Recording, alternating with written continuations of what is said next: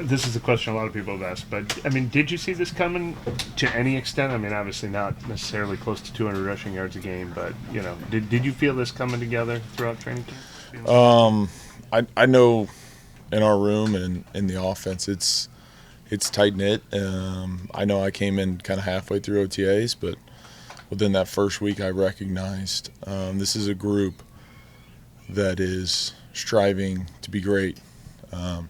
And greatness comes in many different forms. Like, there's a few plays we highlighted on offense that I don't think reporters or media or even, other of those grading things that some people think are truth would highlight. But this team does a lot of unselfish things, and it started back then in the way we worked then. And this camp, I mean, I think it's also I was talking with PT Peyton Turner, sorry for y'all, but we battled during camp. That's a good defense. I played against this defense live in a game last year. Like, I know how good it is, and I know the challenge that brings, and I know the challenge we get to bring as an offense. And so I think iron sharpens iron, and this is a cool team. I know you mentioned in camp that you've played with some first-round picks on the offensive line before, but what impresses you about Talifuaga? Maybe the sense that it's not too big. It's him and one other guy I've seen have that quick of a football IQ. So there's a few ways you run certain plays, like Alvin's screen to touchdown reception.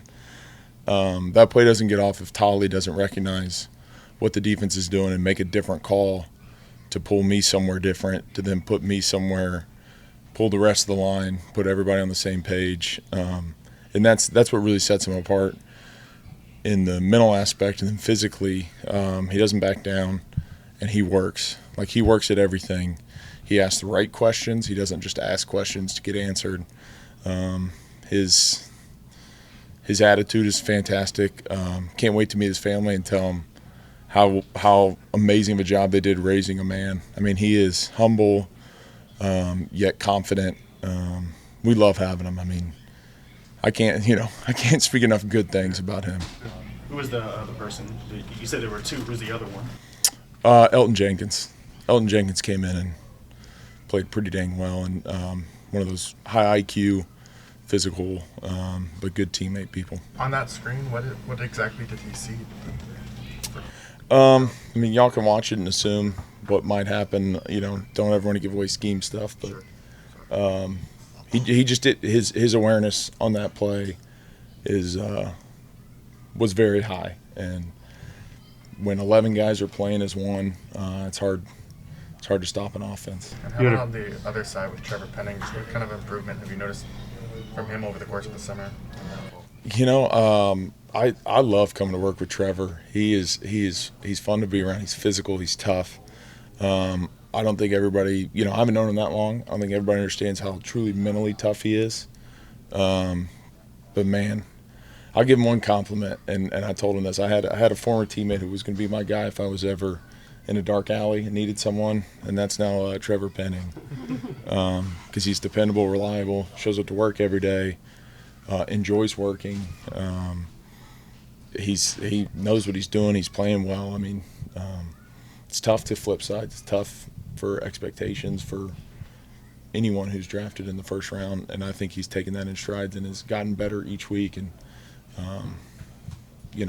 who knows where his ceiling is yet. I think it's only growing. The way you guys have ran the ball, I mean, as a unit that has three new starters basically, how do you think this offensive line has meshed so well so quickly? I can tell you that's all due to Eric and C's. Within me being here in the spring, I think it took 3 weeks. 1 week, Eric planned a fishing trip just to get out. Whoever wants to come, hang out. C's had us all over to his house, pool, like told bring wives, girlfriends, kids, like my daughter. My daughter was there I think she was like 13, 14 months at the time. All the guys were so nice to her, so it's like that's the type of stuff that really bonds units, in my opinion. Going out of your way to make people feel welcome and to make people feel appreciated, you can give more of yourself to your teammates because they're willing to do the same. You had a pretty good block on that Alvin play too. Is that your favorite kind of block when you get to the second level? Honestly, my favorite block is when I execute whatever's called. I know that sounds like a meaty answer, but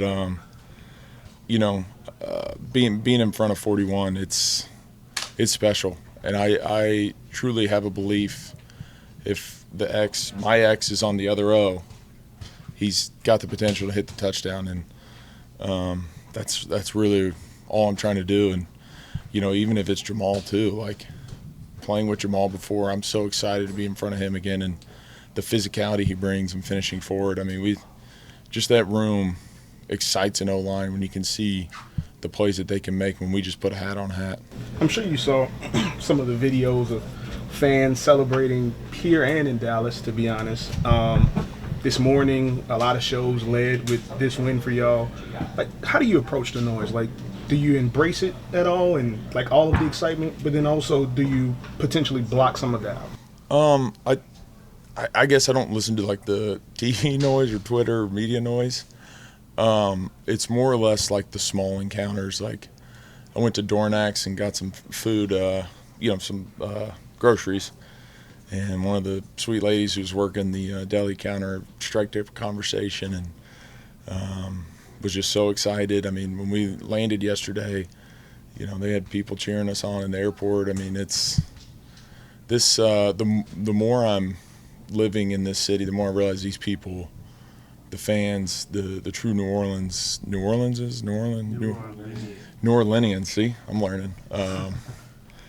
Man, they love this team, and they're resilient. Like, I got my first taste of not even close to what some of these people have been through, and it was eye-opening for me, I think, to truly understand how resilient yet loving and open this city and, like, the fans are. And so shout out to all the fans because they've been awesome and been nothing but kind to me and makes me love living here. Like, my family and I were having a really good time down here. Did the lady at the counter recognize who you were, or did you just bring up the Saints? I think she just asked the question, like, "You're big, you play football?" And I said, "Yes, ma'am." So that's how that one.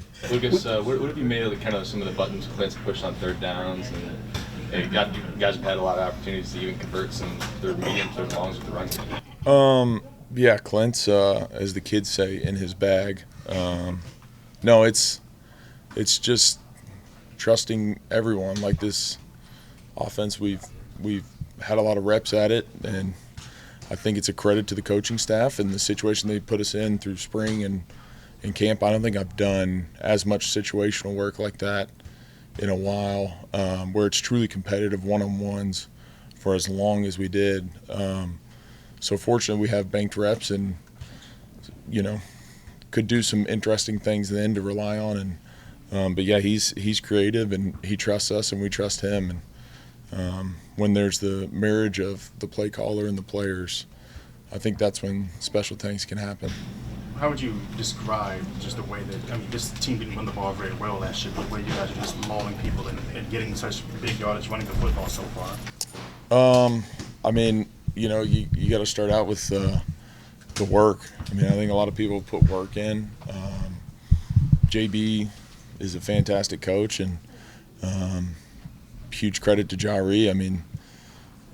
We get to walk around this building and see one of our coaches with murals and Super Bowls and soon to be hanging up in the Superdome. Like, when he says something or when he talks to us, it's not just like lip service. Like, it's an awesome tool to have, and it's really just an all-in effort and buy-in. And got to credit Eric and C's because those guys have been here. But Eric's 6, I think C's is 5 going on here, and they're the real catalyst, I think, for this and setting the tone of what the Saints O-line wants to be this year.